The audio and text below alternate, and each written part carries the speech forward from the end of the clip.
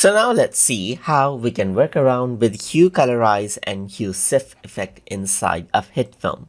So to apply those effects, I'm going to go around over here under effects right here, and I'm just going to go around and scroll down until I find the color grading right here. And then over here you can see the Hue Colorize option.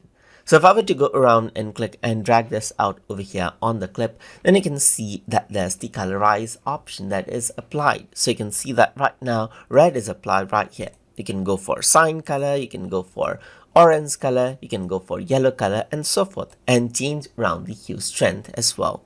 If I were to go around onto saturation, you can change that out as well, and then as well as the lightness over here, just like this. Then there's red, there's orange, as you can see, just like this. So that is the Hue Colorize option right here, just like this. That is how it works.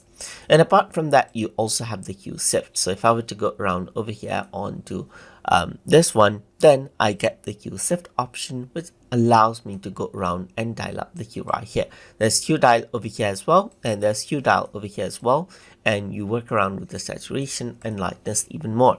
You can go for 180-degree cyan, or 120-degree green, or 240-degree blue, or a 310 magenta right here, just like this.